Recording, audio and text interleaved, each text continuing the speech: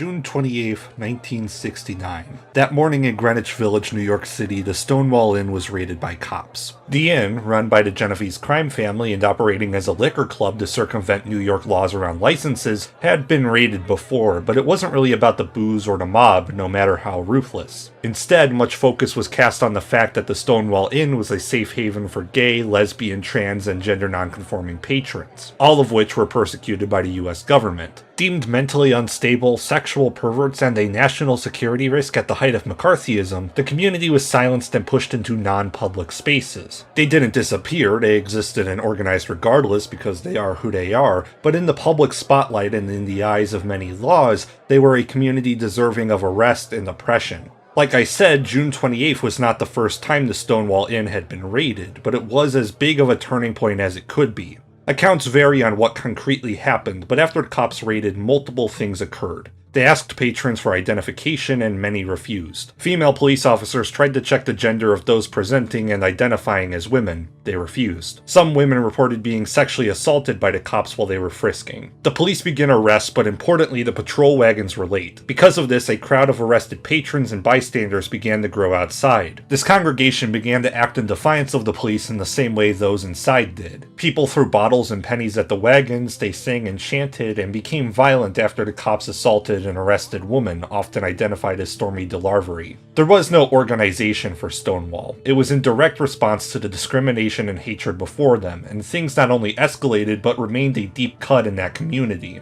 That resistance and the movement as a whole, heavily helped by the action of trans women of color, was the result of the community. The combined strengths of people of different sexualities, gender identities, races, and cultures coming together to stand for their rights. A year after Stonewall, the first Pride parades happened, and LGBTQIA+ activism grew into something it had never been before. While there's only one photo of Stonewall, its ripples were felt and are still felt across the world, and it was certainly felt by a country boy named Patrick Haggerty.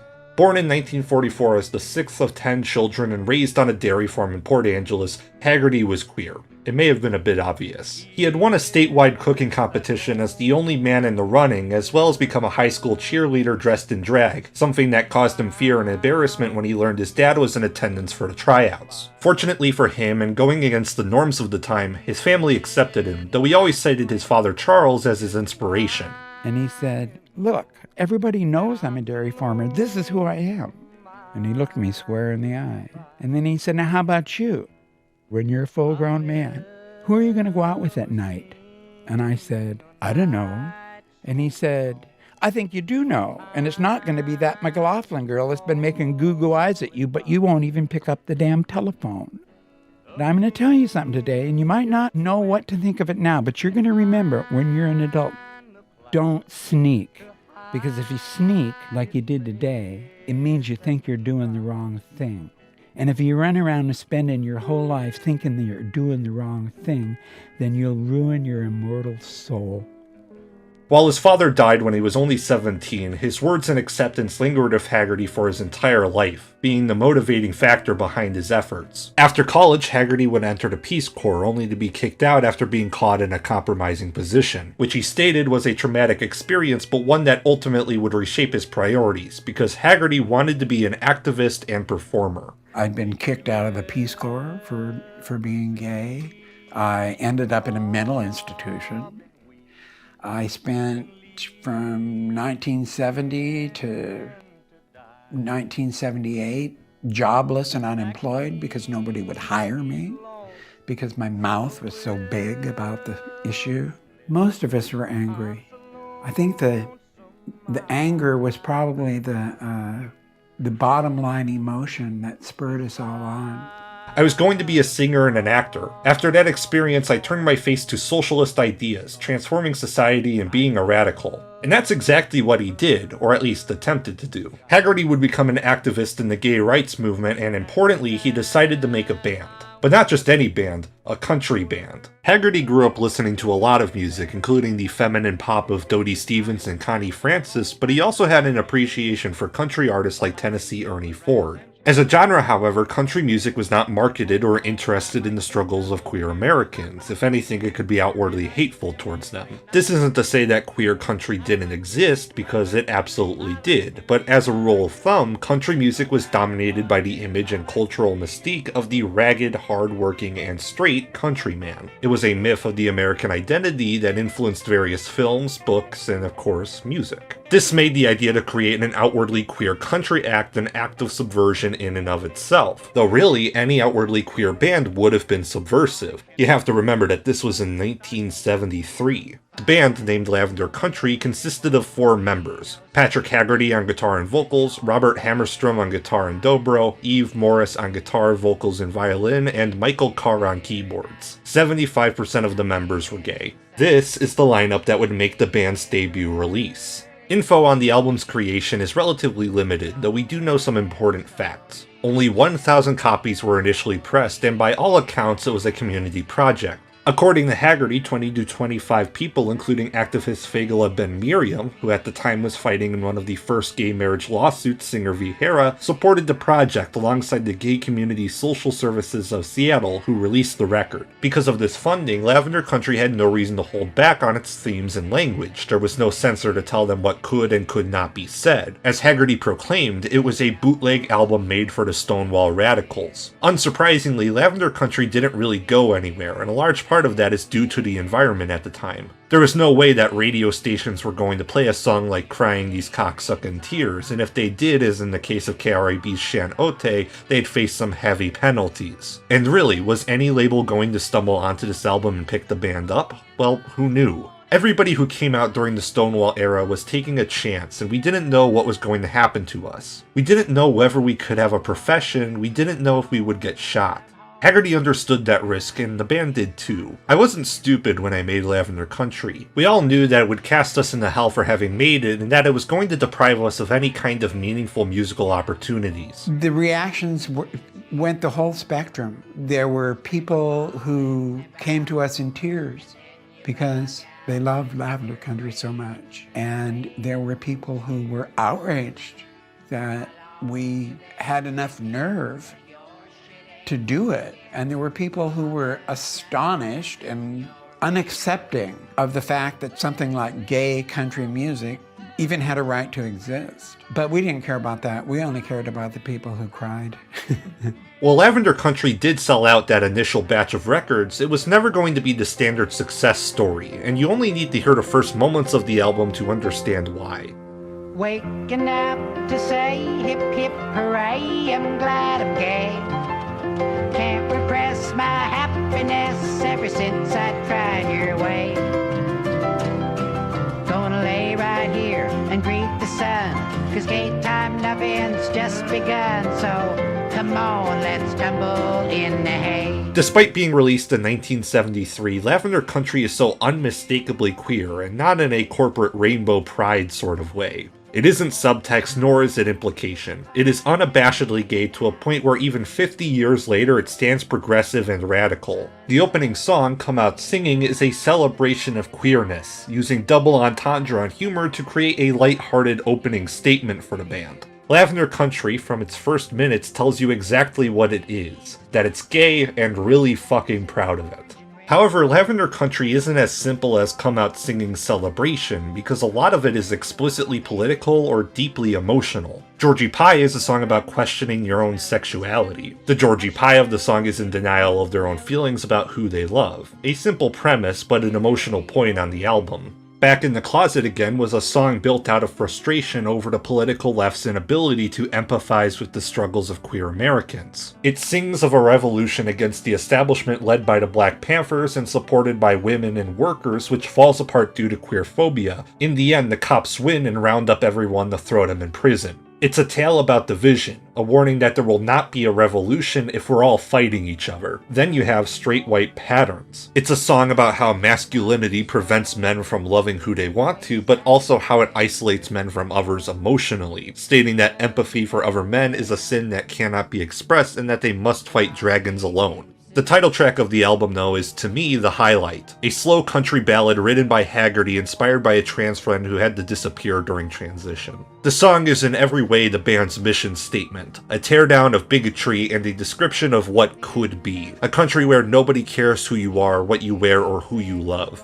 Where chromosomes don't matter and where we can abandon the shoddy ways of the previous hateful society. It's a perfect summary of what Lavender Country represents. It isn't just an album about the gay rights movement or the times Haggerty wrote the album in. It's inherently progressive. It looks both towards the now and the future which he and the band wants to pave. It's equally country and folk as it is punk. And remember, this was released in 1973, only a few years after Stonewall. There was a real danger involved in the creation and release of this album. It's an incredibly brave, challenging, and truly brilliant release, but like I said, Lavender Country wasn't a major success. They never got signed or much radio play, but they did exist in the community, playing at pride parades and continuing their activism. In 1976, after on and off performances, Lavender Country would disband, though it wouldn't stop Haggerty from being outspoken. He would end up trying to start a political career, running for both the Seattle City Council and the Washington House of Representatives, and even though he lost both, he would continue to be an activist. He would begin a relationship with Julius J.B. Browden in the late 80s, who he stayed with for the rest of his life. On top of that, Haggerty was also raising his own kids. Throughout that time, Lavender Country was a thing of the past, and nothing more. In fact, Browden never even knew Haggerty was in a band until flipping through a friend's record collection and finding that debut. For decades, Haggerty's contribution to country music was, well, invisible. A memory for those in the community, but it didn't really have mainstream recognition. It wasn't until the late 90s that some, such as the Journal of Country Music, began to pick up on how radical the move was, leading to a bit of a comeback, though it wasn't much. There was a little blip on the radar in 1999 when Country Music Hall of Fame historian Chris Dickinson wrote an article about gay people in country music and centered it on Lavender Country. Great article, but it was still too early for gay country to take off. We tried for a couple years, but hit a low ceiling pretty early. Country Music Television created a documentary, 40 Greatest Firsts in Country Music, a couple of years later and included me, but it also went flat regarding me. Nice documentary though. It resulted in zero response, I do mean zero. Very little response from the Dickinson article also, but she did invite me to archive in the Hall of Fame library. It was just too early, flatline response. However, Lavender Country would get its deserved praise when the label Paradise of Bachelors decided to reissue Lavender Country, leading to tours, a short documentary called These Cocksuckin' Tears, a new album called Blackberry Rose, and even a ballet. Haggerty, after all those years, finally found the respect and fandom that his music truly deserved, though he never expected it. The first I heard about it, this guy from the label calls me and I thought it was a scam. I didn't believe anybody was interested in reissuing the record. He offered me $300 as an advance on the reissue. I took the check to the local credit union and asked them to see if the check was even good. The clerk said it was fine and came back with the cash. I took the money to the parking lot and thought, my god, somebody gets it, somebody cares. I just sat there and cried. After it was reissued, it blew up. I went from being a pariah to being an icon. I was called the grandfather of the genre. It seemed apparent that Lavender Country will outlive me. It was dead for 40 years and then people came to the realization that I was the instigator of gay country music. And to make it clear, gay country music is a thing now. From Brandi Carlile to Lil Nas X, someone Haggerty stated he would have loved to perform with, there's now a concrete LGBTQIA+ country community. They aren't one-offs or cultural quagmires. They're real, they're respected, and they're proud. Unfortunately, Patrick Haggerty isn't with us anymore. He passed away in November of 2022 at the age of 78. I don't want to end this story on that note though, because reading about Haggerty and the creation of Lavender Country is inspiring. What the band did in their short few years of existence was invaluable. The band not only functioned as a band, but as a political force, a hand of the movement dedicated to tearing down the hateful and unjust structures of America. Lavender Country is a reflection and tool of the Stonewall radicals, daring and brave in ways that are hard to put into words. Doesn't matter if it didn't get recognized and still isn't necessarily a big name item, it paved the way for not just queer country artists, but a better, more accepting America. The sad part is that 50 years later, Lavender Country still serves its purpose. The right wing is on a push to erase the rights of LGBTQIA+ individuals, if not outwardly erase them from modern life. Right now, the big panic is about trans rights and drag, with legislation outlawing drag shows, gender-affirming care, name changes, trans participation in sports, books depicting LGBTQIA+ issues, etc. The GOP and other right-wingers started with a think of the children defense, but its blatant true intention is genocidal and was always about something deeper than that excuse. In states like Tennessee, trans people have been written out of law through narrow definitions of sex. A Montana anti-drag law specifically states that acts of transgenderism need to be banned from the internet if minors can possibly be present, which is literally any online space. Montana's anti-drag laws have also been used to censor trans speakers in the state. Their Republicans also censored and refused to recognize the legislature's only trans representative, Zoe Zephyr, for speaking out against the actions taken against trans folk, then voted to ban her from the House floor for speaking up and doing her job. In Nebraska, Senator Megan Hunt was under investigation for a supposed conflict of interest because her child is trans and she voted against anti-trans legislation. Multiple red states have been confirmed to be making lists of trans people. Missouri in specific was calling on residents to send them info before they nuked the entire thing thanks to bogus requests. And no, this doesn't end with lawmakers. On June 1st, 2023, multiple right-wingers stated that Twitter allegedly offered the Daily Wire a deal to promote their transphobic documentary What is a Woman to all Twitter users. This deal seemingly fell through, but given Twitter's lax attitudes towards transphobia and Musk's own statements on trans issues, it's a dangerous precedent. Some transphobes are straight up quoting Hitler, rhetoric that is no shock when you know that the first Nazi book burnings were an attack on the Institute of Sex Research. Some transphobes have stated that they like the imagery of trans people being murdered. I mean, sinister, but I like the imagery. It's not just about trans people, though. There are no restrictions to the push. Florida's infamous Don't Say Gay bill, which has seen numerous additions, bars discussion of LGBTQIA+ issues in school all the way through 12th grade. DeSantis also signed a bill allowing healthcare providers the ability to deny treatment for LGBTQIA+ patients. Iowa proposed a ban on same-sex marriage even with Obergefell v. Hodges in place. Prominent anti-trans figures have also gone against same-sex marriage, including podcast host Michael Knowles, who stated, "The union of two men or of two women is simply not the same thing as marriage. If they were the same thing, that would mean there is no meaningful difference between men and women." Nebraska passed LB 574, which was a joint abortion and gender-affirming care ban. Literally on the day I'm recording this, bigots and actual white supremacists fought a crowd of LGBT demonstrators in Glendale, California over a school's pride-inclusive curriculum. After that, notable transphobic accounts such as Gays Against Groomers endorsed that violence, which is a prominent line crossed in regards to the hate being pushed. This is not a definitive list and will be outdated in a month, but it's telling. It's restrictive ideology and pure hatred being pushed by right-wing legislatures and activists in hope they can force a regression on a generally welcoming country. This is an issue that's not going to go away if we just ignore it. These lawmakers won't go back into their red state woods and act like nothing happened. Their goal is to escalate, and that's exactly what they're doing. Everyone, whether you're part of the community or not, should be fighting in this battle. Protest, donate, speak up, urge lawmakers to protect people in your state. This needs to be fought against, and it's albums like Lavender Country that should be the inspiration for that fight. And I think Haggerty felt that way, because Lavender Country isn't about Haggerty, it's about revolution. To be able to play this activist role with my music, I don't know what to say. It's so much bigger than me. I don't have words, I'm still taking it all in. I'm playing a role in transforming American culture towards revolution, my life's passion. It's so much more important. You can take this glory and shove it up your ass. Just let me play my role. This is how I go down the road, remembering that it is not about me, it's about the revolution. The reason you're calling me isn't because my guitar playing is flamenco. The reason you're calling me is because you're where I'm at. You have the same passion for the revolution. I know who you are and what your aspirations are. We all have the same contradictions and shortcomings when you're living it.